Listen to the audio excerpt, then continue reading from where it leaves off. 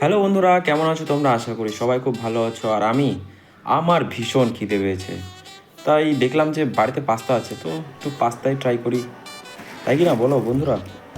তো দু ধরনের পাস্তা আমার কাছে ছিল, একটা হচ্ছে পেঁচানো ডিজাইনের, আর একটা হচ্ছে তোমার ওই যে পাইপ ডিজাইনটা হয় না, ওই ডিজাইনের।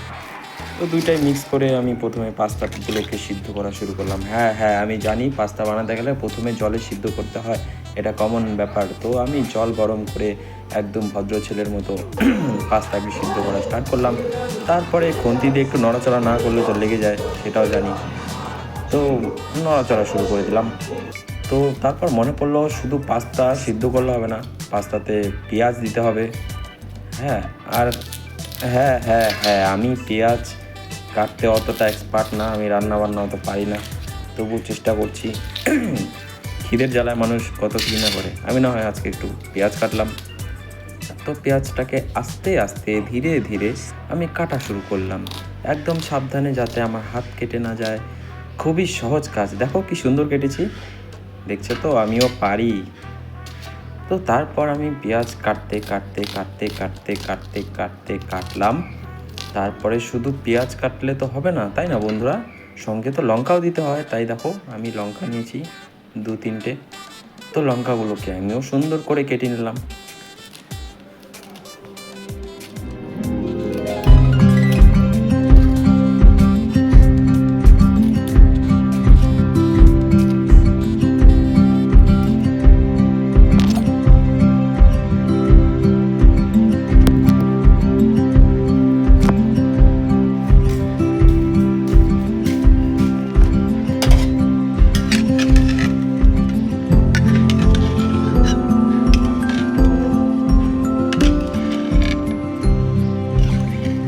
দেখো বন্ধুরা, ক্যামেরা করতে করতে আমার ক্যামেরায় জলের ভাবটাতে ঘোলা হয়ে গেল। তারপরে আমি কড়াইয়ে তেল দিয়ে নিলাম।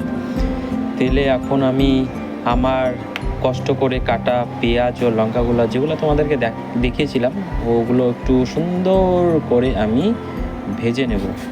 তো আঁচটা একটু কমিয়ে দিই, নয়তো কড়াই পুড়ে যাবে, তাই না? তারপর আমি আমার কাটা পেঁয়াজ ও লঙ্কাগুলো সুন্দর করে ঢেলে দিলাম।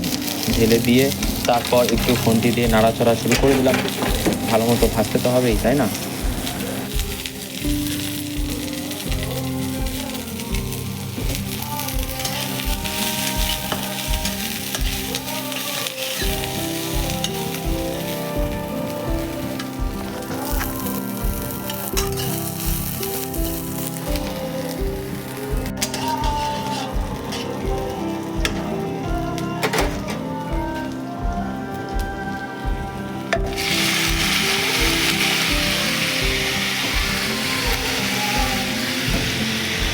দেখো, আমার কাছে কিন্তু সেরকম মশলাপাতি কিছুই ছিল না, তাই আমি এরকম সাদা সাদাই পাস্তা ভাজছি। হ্যাঁ, যে সয়া সসটা দিলে একটু লাল লাল হবে, সেই সয়া সসটাও ছিল না। ওর জন্য আমি নর্মাল, শর্টকাট বলতে একদম সিম্পল, সাধারণভাবে পাস্তাটা হালকা করে ভেজে নিলাম। তারপর একটু খুন্তি দিয়ে ভালো মতো নাড়াচাড়া শুরু করে দিলাম। তারপর হচ্ছে আমি ভাবলাম যে কি দেওয়া যায়, কি উপায় করা যায়, পাস্তাটা একদম সাদা লাগছে। তারপর দেখো আমি পেলাম একটা সসের প্যাকেট। এটা দেওয়ার পর দেখো পাস্তাটা একটু হালকা লাল লাল হয়েছে। ফাইনালি আমার পাস্তা রেডি।